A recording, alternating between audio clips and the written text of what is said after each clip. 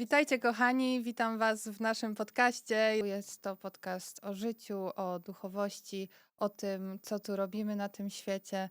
I dla tych, którzy nas nie znają, ja jestem Róża, jest ze mną Izabela, cudowny astrolog z wieloma sukcesami na koncie. Kochani, właśnie dzięki waszemu wspaniałemu odbiorowi i pięknym komentarzom jesteśmy tutaj jeszcze raz, aby kontynuować tą serię. Także dziękujemy wszystkim za wspaniały support i do dzieła.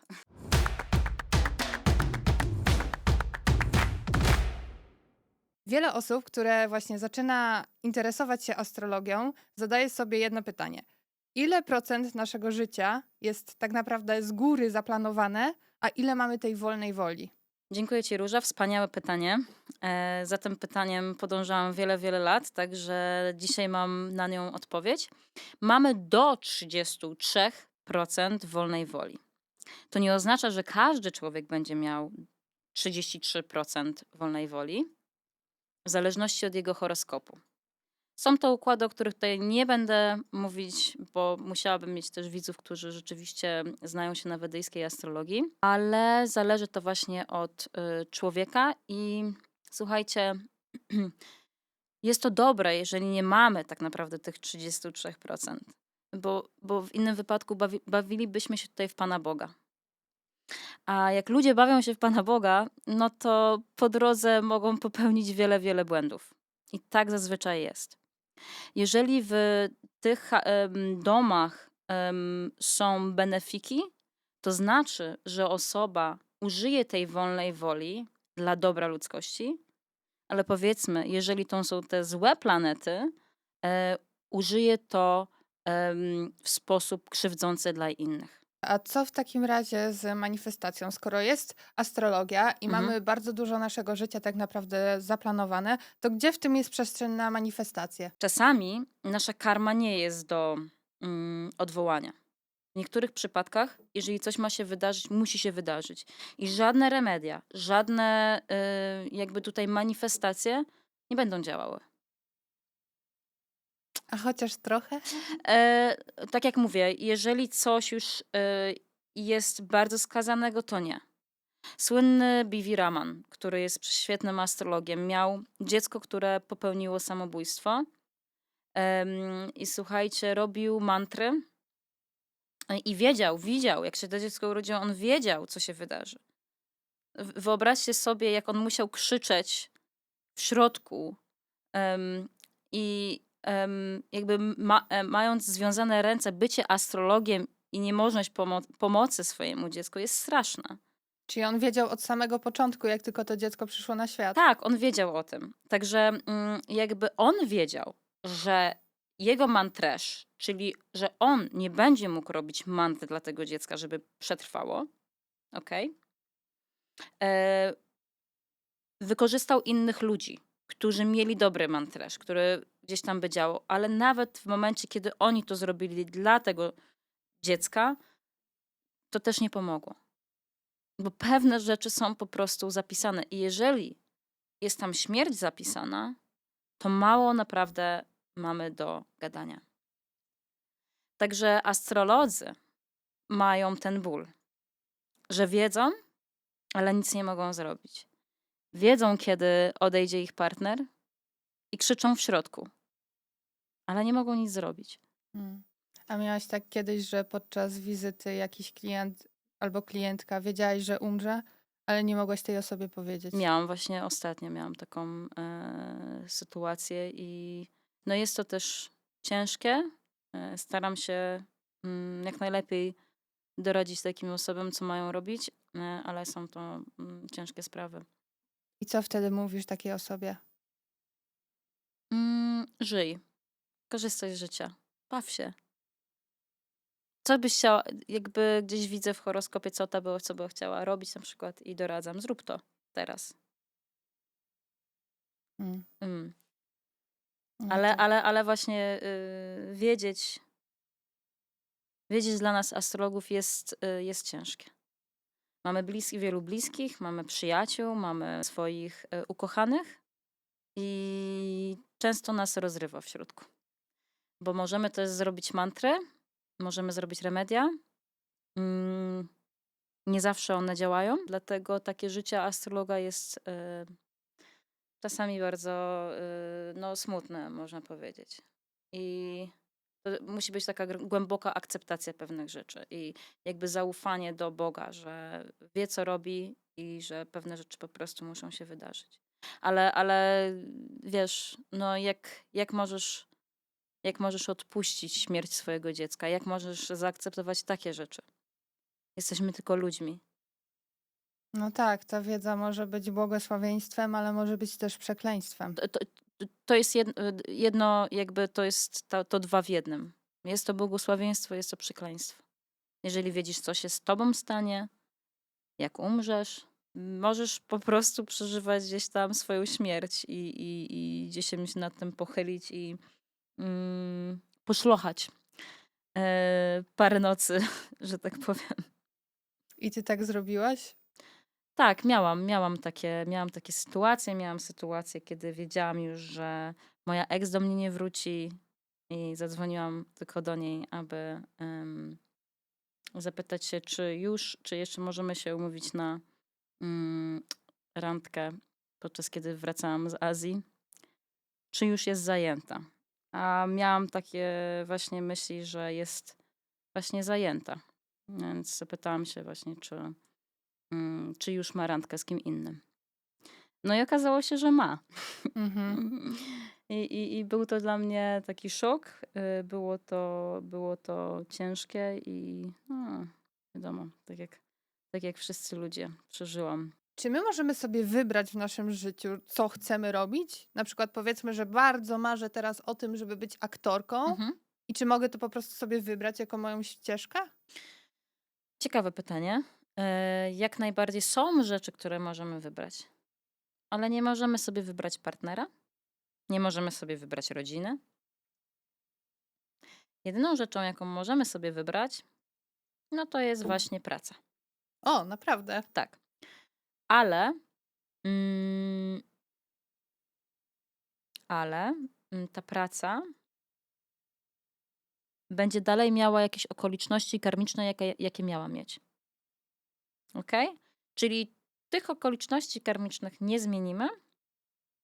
Nie? Czyli jeżeli mamy mieć szefa, który będzie nas tam mobbingował, no to jakby to się gdzieś wydarzy. Czy my będziemy aktorką, czy my będziemy w IT, czy co tam sobie po prostu wybierzemy. Natomiast są też jakby predyspozycje do tego, czy osoba może być politykiem, tak? Są po prostu pewne ustawienia. A czy skoro możemy sobie wybrać tą ścieżkę kariery, Mhm. jest to jakby możliwe z punktu widzenia Tak. astrologicznego, to czy z punktu widzenia właśnie astrologicznego możemy sobie wybrać, czy będziemy mieć dużo pieniędzy, czy mniej? Nie. Czemu? Dwa domy są odpowiedzialne za nasze finanse. Drugi dom, który pokazuje nam, ile możemy zgromadzić, czyli nasze wealth, bo wealth a jakby income to są dwie różne rzeczy, nie? Może mieć jakieś inwestycje, jakieś assets, czyli Tak. jakieś tak. I to jest coś, co możesz na przykład sobie odłożyć. Ale też są ludzie, którzy na przykład nie mają dobrego drugiego domu, oni nie mogą sobie tam podkładać za wiele, nie? Ile jest takich pracowników, którzy super zarabiają, ale i tak nie mogą nic odłożyć? Wydają na przykład wszystko, nie? Są ludzie, którzy na przykład mniej zarabiają, nie? I tą kasę mogą sobie poodkładać. Tak. Więc to jest też właśnie zależne od horoskopu. Jeżeli mamy dobre ustawienie drugiego domu, będzie to dawało.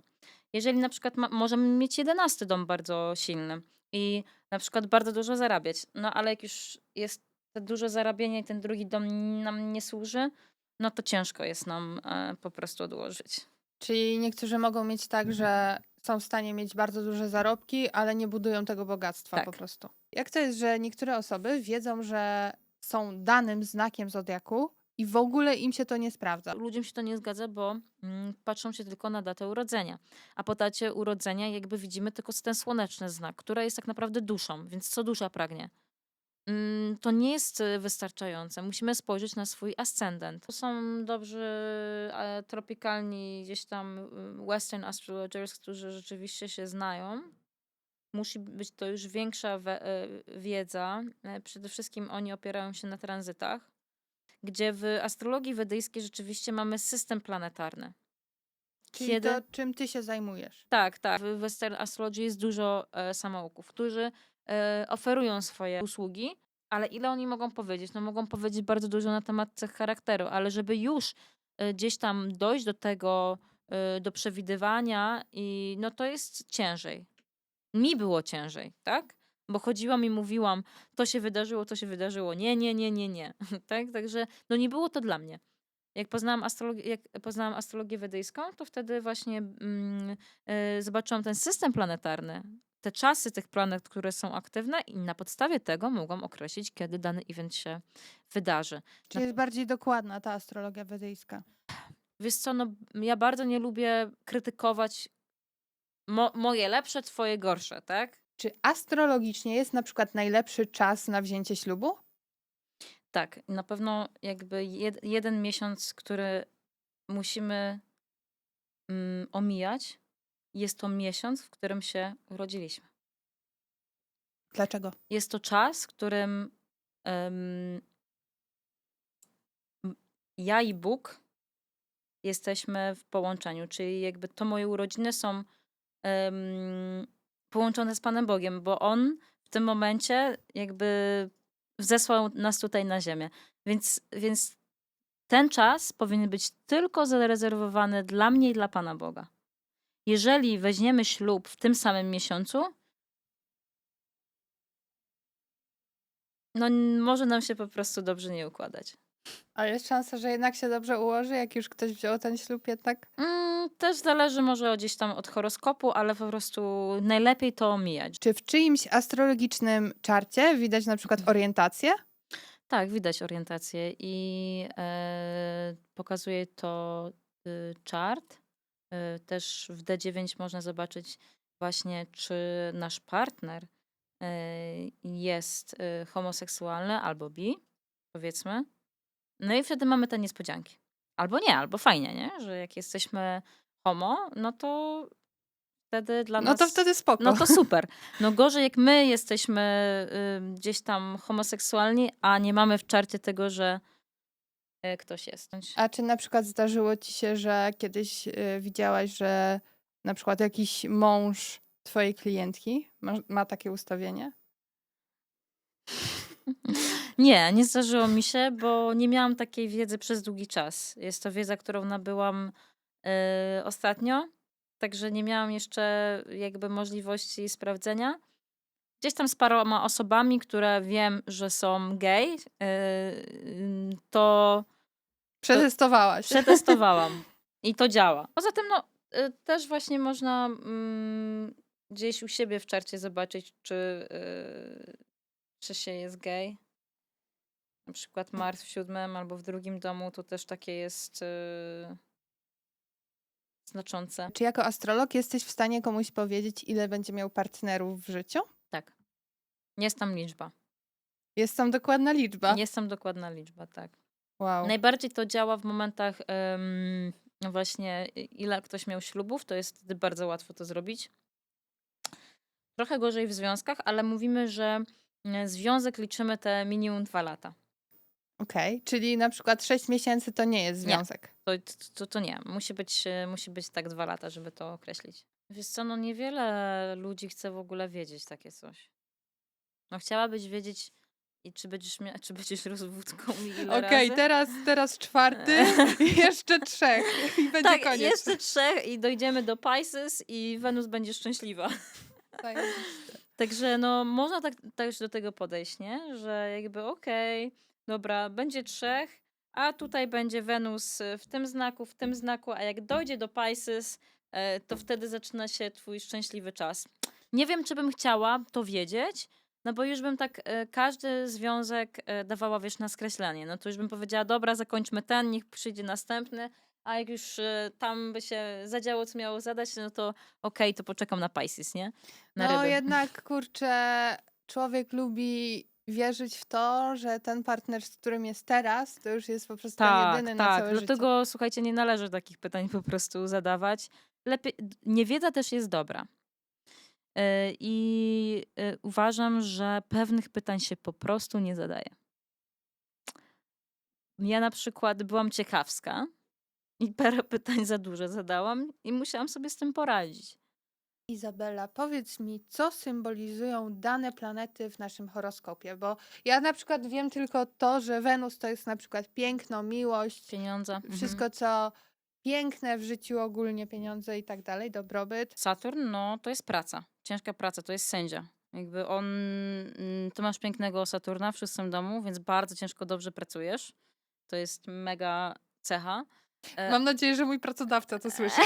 Wiesz, a ja na przykład taki Saturn, który nie jest w dobrej pozycji, no to może nam przysworzyć dużo problemów na przykład w biznesie albo też pokazuje nasze choroby, jakieś takie defekty.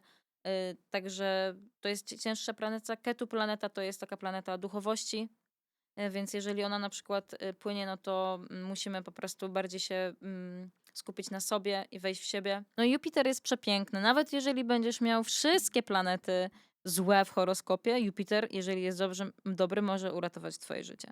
A co on symbolizuje? Jupiter to jest życie, to jest pełnia, to jest szczęście, to jest nauka, wiedza, nie? To jest mądrość, to jest guru. Mars to też jest wojownik, ale zależy w jakim domu jest położony, on też walczy, ale też broni. Bo Mars broni w tym domu, którym jest. Na przykład jeżeli jest w drugim domu, on będzie nam pokazywał, że na przykład bardzo się poświęcamy dla naszej rodziny. I że bronimy tej rodziny. Także on też nie jest totalnie zły. Jest nam potrzebny, to jest energia. To jest, jeżeli jest w 10 domu, na przykład w Capricorn, to jest bardzo dobra energia. Wtedy po prostu on walczy w dobrej sprawie, ale na przykład jeżeli jest w 4 domu, no to matka może być na przykład agresywna, tak? No. Merkury jest bardzo piękną planetą. Jakby też ma bardzo dużo karmy w sobie, ale jak przychodzi Merkury, to zaczynamy, jak jest Merkury Dasza, to zaczynamy robić jakieś swoje hobby. I możemy te hobby zamienić w swoją pracę też. Mhm. Merkury to jest wiedza, czyli my cały czas zdobywamy wiedzę. To tak jak ja mam Merkurego w tym momencie. Widzisz, ile ja na przykład od rana do wieczora potrafię po prostu się uczyć. Zapewne ogląda nas jakiś procent kobiet, które po prostu marzy o tym, żeby zostać mamą. Mhm. Czy jest jakaś opcja, żeby sprawdzić astrologicznie, kiedy do tego dojdzie? Kiedy na przykład ta kobieta zajdzie w ciążę, kiedy urodzi, kiedy będzie pierwsze dziecko? Tak, jak najbardziej. Jest taka opcja, są systemy, które widzą, są też remedia, które pomagają, modlitwy wspierające, remedia, które pomagają kobiecie mieć szczęśliwy poród. Jak się patrzy na horoskop, to jakby widzisz w tym czasie, co jest największym problemem człowieka. Ale... Nie wszystkim jest to pisane. I to jest wielkie błogosławieństwo, jeżeli można mieć dziecko. A jakich pytań się nie zadaje w astrologii? Nie zadaje się pytań, powiedzmy, kiedy będę sama? Kiedy już nie będę miała partnera? Czy będzie taka sytuacja? Nie zadaje się pytań, czy kiedy umrę? Nie wiem. Jakby ja jestem gotowa na takie pytania, bo dowiedziałam się już po prostu tyle na swój temat, że przegryzłam to, ale nie wiem, czy wielu ludzi mogłoby to znieść. A na przykład takie pytania jak o rozwód? Są osoby, które zadają te pytania, bo chcą wiedzieć, kiedy się po prostu uwolnią, bo one już mają dość. Bo nam się wydaje, że często, że związek to jest blessing, nie? Ci, którzy są w związku, chcieliby po prostu sobie czasami odpuścić i nie być w związku. Ci, którzy nie mają związku, marzą o tym, żeby wejść w związek. Nieprawdaż, że tak jest? No. No właśnie. I tak to właśnie wygląda. Myślę, że dla niektórych osób to jest okej, jeżeli są na przykład w jakimś etapie swojego życia, że jest im źle i to wtedy mogą sobie zapytać. Ale dla ogólnej wiedzy nie uważam, że to jest dobre dla człowieka takiego, który sobie tak żyje po prostu i nie jest w duchowości, gdzieś nie wierzy w reinkarnację, tak? No to po co mu takie pytanie? Ja wiem na przykład, że te życie jest po prostu jakimś życiem. Ja tutaj jestem, jest ten Matrix, ale ja też wiem, że będzie następne życie. Więc dla mnie jest to ważne, żebym ja sprawiła, aby mój następny żywot był dobry. Czyli dbasz o tą karmę po prostu. Dbam o karmę. Ja widzę horoskop i traktuję to właśnie jako taką ścieżkę mojej duszy, która tak naprawdę y, jest prowadzona do Boga. Czyli ja chcę zrobić wszystko, aby stać się swoją najlepszą wersją. I czy ja będę robić mantry, czy ja będę robić dobre uczynki, co ja mam zrobić ze sobą? To jest moje pytanie. To jest pytanie, które każdy powinien mieć. Co ja mogę zrobić, aby być lepszym człowiekiem?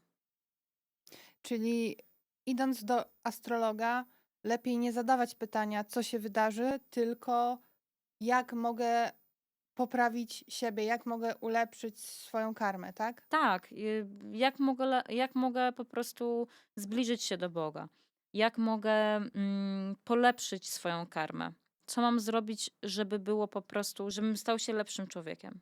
Myślę, że to jest po prostu bardzo istotne, żebyśmy tak to patrzyli. Nie jako co się wydarzy, ale z tym potencjałem, tą karmą, którą mam, jak ja mogę siebie naprawić?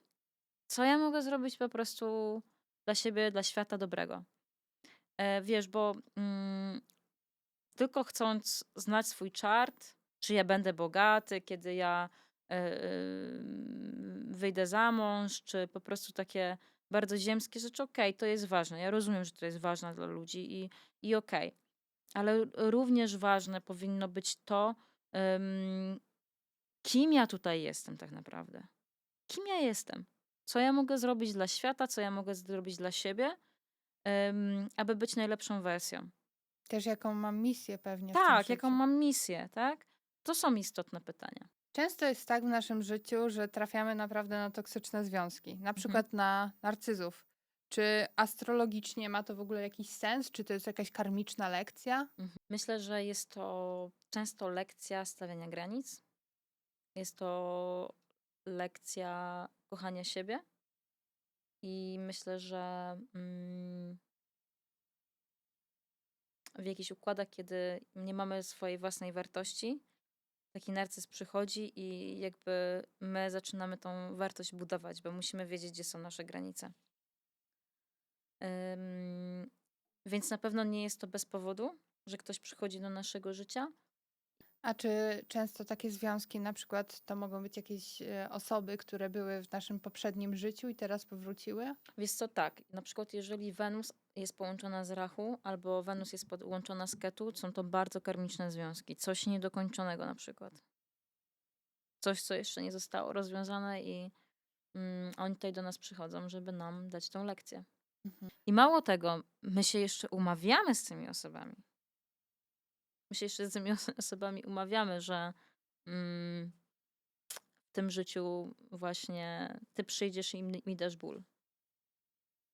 Bo na przykład w poprzednim ja tobie dałam, tak? No na przykład, bo na przykład musisz się nauczyć kochać siebie, musisz nauczyć się być wartościowym człowiekiem dla siebie samego. Tylko dlatego, że ktoś nas zdradza, nie powinno to być teraz nas kierować do tego, że my będziemy teraz zdradzać. To jest totalnie złe podejście. Czyli powinniśmy to wziąć na klatę po prostu. Tak.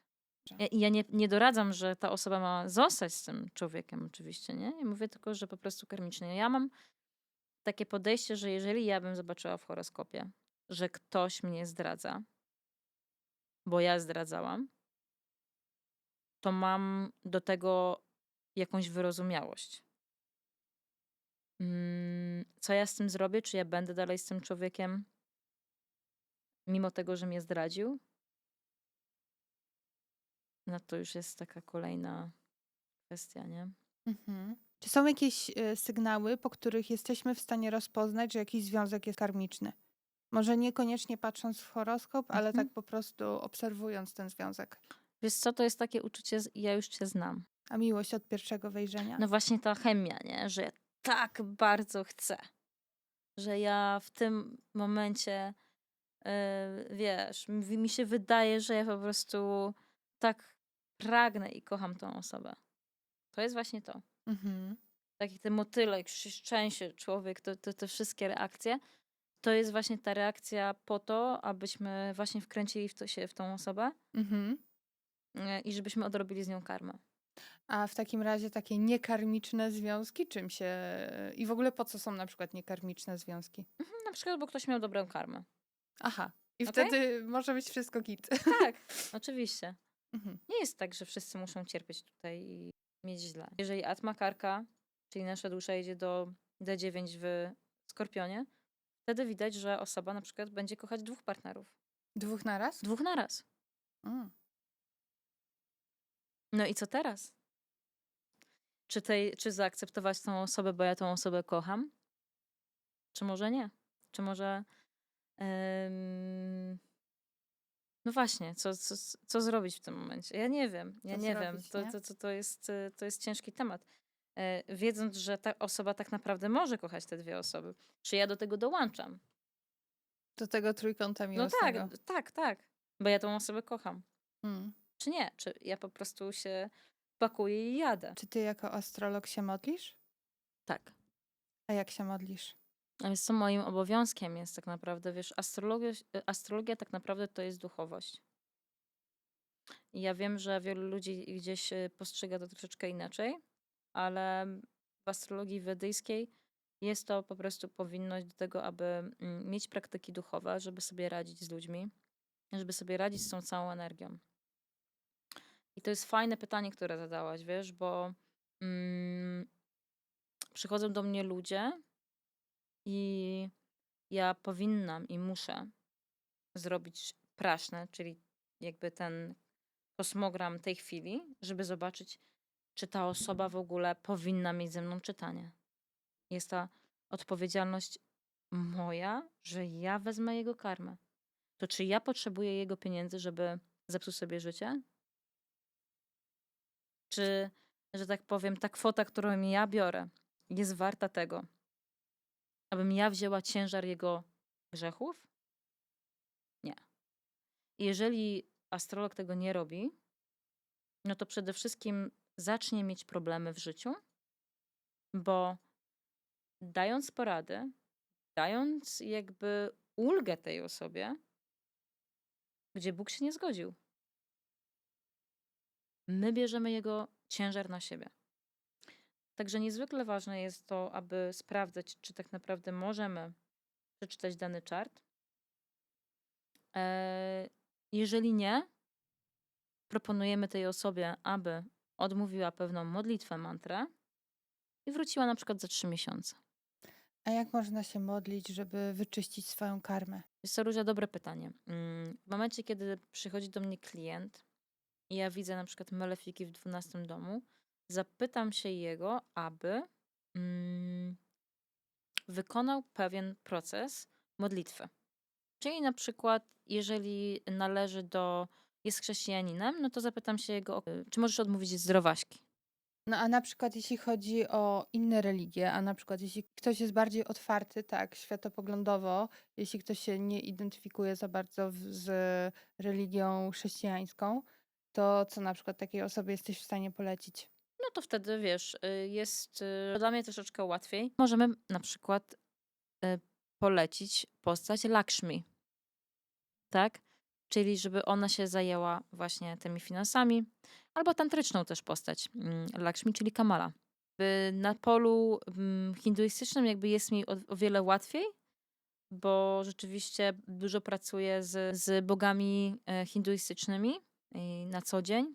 Na co dzień też mantruję i jakby wiem, że to jest bardzo istotne i bardzo ważne w naszej praktyce duchowej. To jest w ogóle dla mnie ciekawe, że ty właśnie jako astrolog nie zamykasz się na przykład na Jezusa, nie zamykasz się na inne religie, takie jak hinduizm na przykład. Jak na przykład ty w swojej głowie sobie to łączysz? To tak naprawdę jest jeden Bóg, tak? Jezus jest mi bliski, miałam z nim świetne doświadczenie. Tak samo jak i Shiva. Nie mam problemu, aby usiąść przy stole chrześcijańskim i się pomodlić, żeby odmówić zdrowaśki. Wszystko jest dobre, co prowadzi do Boga. Jest piękna moc modlitwy, gdzie jest wiele osób. Zobaczyłam, że to jest taka siła, jak więcej osób się modli. Przynajmniej trójka. Jak jest trójka, właśnie to trio, to jakąś taką moc czuję. Nie wiem jak tej, bo modliłyśmy się razem, prawda? Pamiętasz? Tak, modliłyśmy się razem. do Kamali, do hinduistycznej akurat bogini Tak, od miłości i od bogactwa. tak. I naprawdę jak dołączyła ta trzecia osoba i Mhm, była ta trójeczka, tak. to było super powerful. Ja już czułam po prostu taką energię w rękach. Mhm, no No, tak, tak, pamiętam, także pamiętam. super. Nawet nam, co nam wtedy spłonęło? Coś nam Te kadzidło to spłonęło. tak mocno zaczęło się palić, prawda? Pamiętasz to? Coś się podpaliło nawet wtedy. Tak, tak, okej. Em, W ogóle z drugą osobą to też jest taka motywacja, no nie? Tak. Dla mnie, ja na przykład też nie ma dla mnie znaczenia, jaki to jest Bóg i tak dalej. Ważna jest właśnie, tak jak powiedziałaś, ta intencja. Jest to specjalny czas, jak ludzie się razem spotykają i modlą. Czy Evil Eye jest prawdziwe? Czy naprawdę ktoś może na nas rzucić zły urok? Tak, powinniśmy. Evil Eye przyciągamy taką sytuację w momencie, kiedy zaczynamy za wiele mówić o sobie. Jak zaczynamy za wiele mówić o swoich planach, o tym, co zrobimy. Często mi się to zdarza. Mhm. Niewiele ludzi powinno o tym wiedzieć. Nie wszyscy powinni wiedzieć o tym, co u ciebie dobrego i co ty teraz będziesz robiła. Bo jakby to oversharing, to właśnie powiedzenie, wiesz, za dużo, może to zblokować. A na przykład jeśli chodzi o dzielenie się negatywnymi rzeczami? Wiesz co, no to też nie jest dobre. Lepiej, jak już nie masz nic do powiedzenia dobrego, to lepiej po prostu nic nie mówić. To o czym mamy rozmawiać? No i myślę, no nic, no po prostu, wiesz, no nie wszyscy zasługują na to, żeby wiedzieć, co u ciebie. Musisz mieć po prostu małą grupę ludzi, którzy zasługuje na to, żeby się dzielić, bo ty wiesz, że oni się będą cieszyć ze twojego szczęścia. Że oni nie będą mieli zazdrości. Czyli jednak ten small talk jest po coś. Jest Po po coś. Ty powinnaś wiedzieć, że jesteś na tyle wartościowa, żeby wiedzieć, z kim się spotykasz. Jeżeli ty się spotykasz z ludźmi, z którymi ty nie chcesz tego dzielić, zapytaj się, po co ty się z nimi spotykasz też? Jaki jest sens spotkania? Po co? Dla fabuły. Jakby ta grupa ludzi twoich bliskich jest specjalną grupą. Plotkowanie jest bardzo złe. Jak plotkujemy, karmę swoich dzieci niszczymy. Jeżeli na przykład to jest konstruktywne, jeżeli mówimy o tym, co nas boli, co się wydarzyło, nie mówię, żeby tego nie dzielić z osobami bliskimi, na przykład tak, trzeba powiedzieć, co nas boli. No, ale jakby takie obgadywanie ludzi nie powinno się wydarzać. No. Izabela, jest bardzo dużo oszustów w astrologii, nie oszukujmy się. To prawda. Skąd ja mam wiedzieć, że ty nie jesteś oszustką? No to sprawdźmy. Poproszę cię o twoją datę urodzenia. 15 1900. Pomiędzy 2024 a 2025 czy się przeprowadziłaś? Tak, Tak? no. Okej. I czy zmieniłaś pracę? Zmieniłam pracę w zeszłym roku. Okej. Czy w 2022 po marcu chyba, czy miałaś bardzo dużo pracy? Kurczę, no nie pamiętam. Jest taka możliwość. Okej. Czy w 2019 miałaś takie kłótnie partnerskie? No w ogóle jakoś mniej więcej wtedy chyba się rozstałam, tak mi się wydaje, z moim chłopakiem. Okej. No często są rozstania, czasami ludzie potrafią po prostu przejść, ale czasami są właśnie rozstania. Komfort jest dla ciebie bardzo ważny. Mhm. W sensie dom. Dom, tak. Dom. Dom, Dom. mieszkanie. Dom, mieszkanie. Żeby było ładnie, Mhm. żeby było czysto. Tak, tak. Takie komforty po prostu w życiu. No i tutaj też potrzebujemy takiego faceta, nie? Króla. Real man. No i ten facet musi mieć wiedzę. To jest facet, który będzie miał wiedzę historii, będzie miał wiedzę po prostu taką światową i będzie inteligentny. pod No, tym względem. opisujesz mojego chłopaka. No, Okej. dziękuję. Ty jesteś bardzo czysta i jakby jedzenie, też jesteś specyficzna na temat jedzenia. Co wybierasz? No, ludzie mają mnie czasem dość, bo tego nie mogę, tamtego nie mogę, tego nie jem. Tak. No ogólnie w przyszłości będziesz miała 2 domy. Okej. Fajnie. Jak dorastałaś, to był ogródek. Był ogródek, był. Tak. Ty w ogóle masz taki dar do słuchania na pewno. Lubisz podróże, ale boisz się podróżować trochę. No bo mam złe doświadczenia z podróżami, zawsze się coś odpierdala. No to też nie bez powodu zajmujesz się czym zajmujesz, bo właśnie Słońce jest w 5. domu w entertainment, networking w Aquariusie.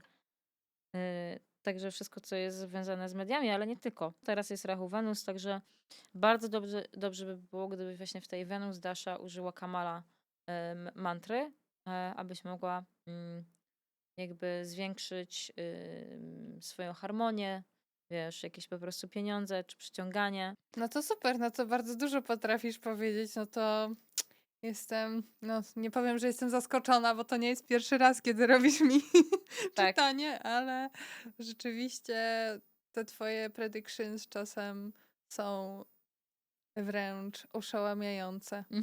No i wiesz, no i czekamy teraz tutaj na... Problem jest taki, że ty robisz rzecz za drugą rzeczą, nie? Że jakby cały czas coś zdobywasz, No, nie? I jakby, czy ty to doceniasz, to co masz? Wiesz, bo takie to naturalne jest dla ciebie, że wiesz, odnosisz teraz tyle sukcesów, mhm, prawda? I to jest sukces za sukcesem i jakby to tak leci. mhm, Czy dobrze myślisz o ludziach? mhm. Na pewno tam musiałaś złamać wiele serc.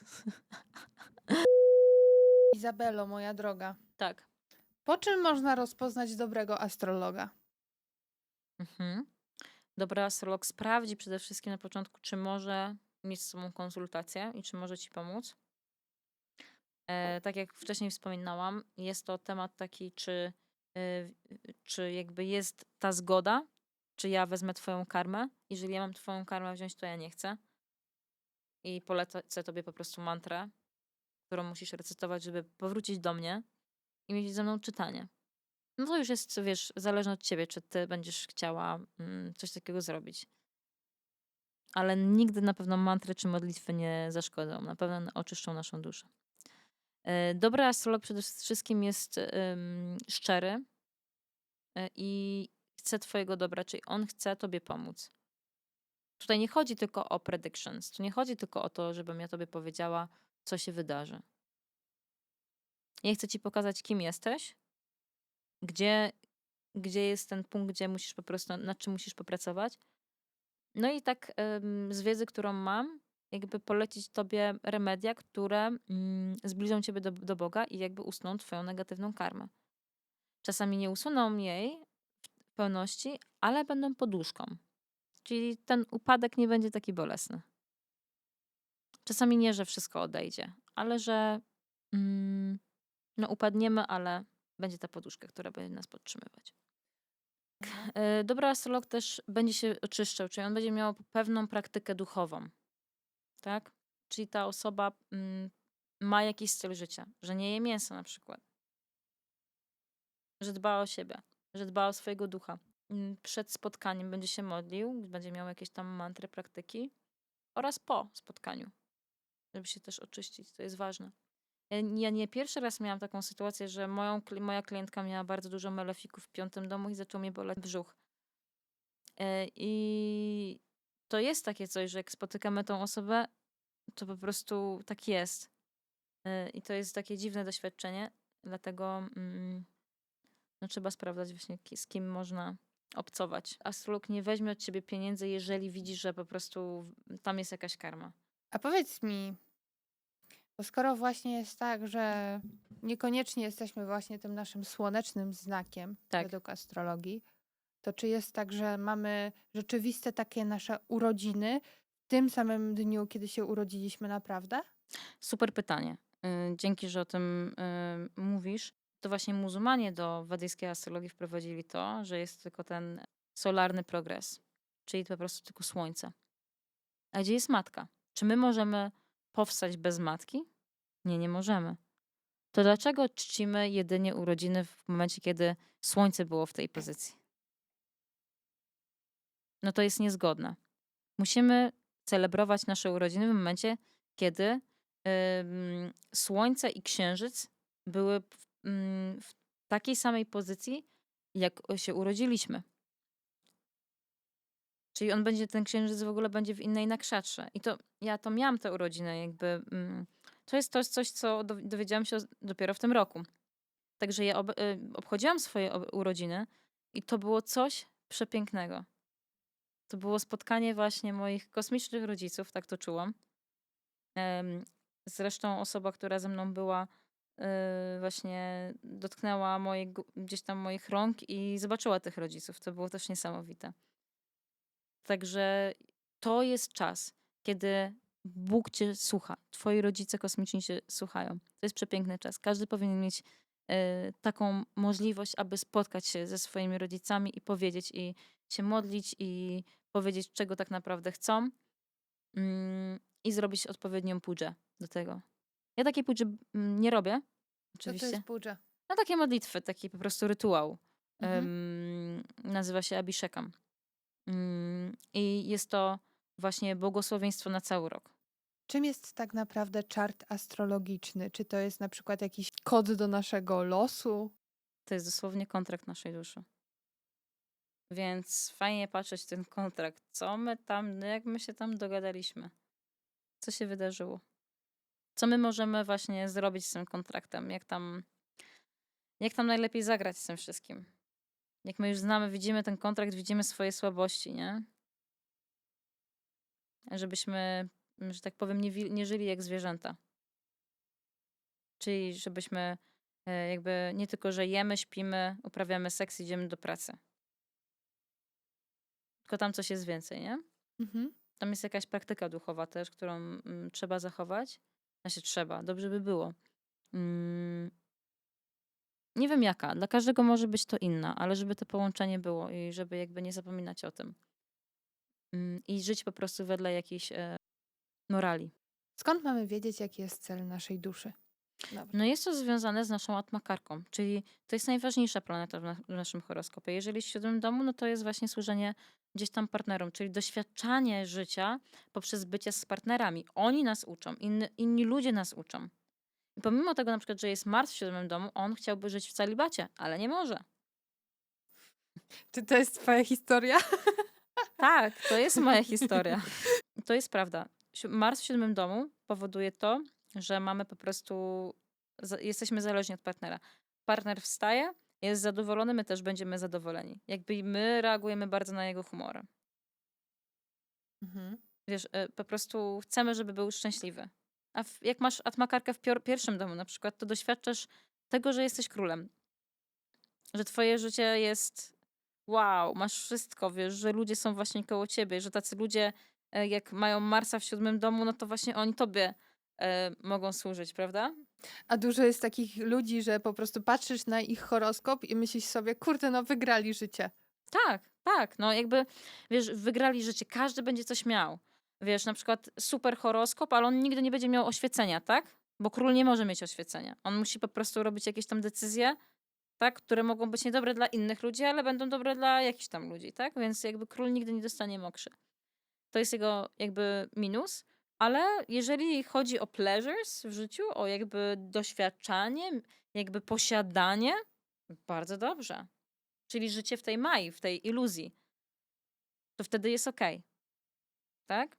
Czyli jak tam Rahu jeszcze jest połączony gdzieś z Wenus i tak dalej, no to po prostu jest świat przyjemności, Mhm. nie? A jaki I wiesz, procent i na właśnie przykład tych ludzi, którzy do ciebie przychodzą, mają tak totalnie zajebiście? no mają, na przykład wiesz, też ma ktoś Jupiter Moon, księżyc, tak? No to jest, i ma na przykład czwarty, jest Arisem i czwarty dom jest, wiesz, w posiadaniu Jupitera i Moon, Jowisza i Księżyca, nie? Czyli jak one są tam aktywne, jak one są razem, no to ta osoba jest super pozytywna. Ona wstaje rano i jest zadowolona. Wiesz, super. Ale wyobraź sobie, że ktoś ma Moon Saturn, nie? To jest poważna osoba. Ona będzie myśleć o rzeczywistości życia, nie? Czyli to jest tak, że po prostu każdy w horoskopie ma coś pozytywnego. Masz, właśnie masz. I wiesz, co jest super, że zadałaś to pytanie, bo bym nie uwzględniła tego w tym właśnie podcaście. To jest to, że każdy z nas ma blessing w horoskopie. Każdy z nas ma taką planetę, jedną, w danym domu, że każdy z nas może osiągnąć sukces, jeżeli będzie właśnie patrzę na tą planetę, gdzie ona jest postawiona w domu. Czyli jeżeli ja się urodziłam w piątek, to patrzę, gdzie jest moja planeta. Gdzie ja będę miała sukces? Co ja powinnam robić, żeby być szczęśliwą? Tak? Jeżeli ja pójdę za tym, no to będę szczęśliwa i będę na swojej ścieżce życiowej. I to jest piękne, bo każdy z nas ma ten blessing. I na przykład jak nie pieniądze, to przynajmniej na przykład, nie wiem, miłość albo rodzina, albo Tak, coś tak. tam, pozycja. Mhm, No, mhm. To prawda. okej. To tak właśnie jest. No to bardzo pozytywny akcent na koniec naszego podcastu. Oczywiście i jakby zawsze możemy znaleźć tą planetę, która nam pomoże.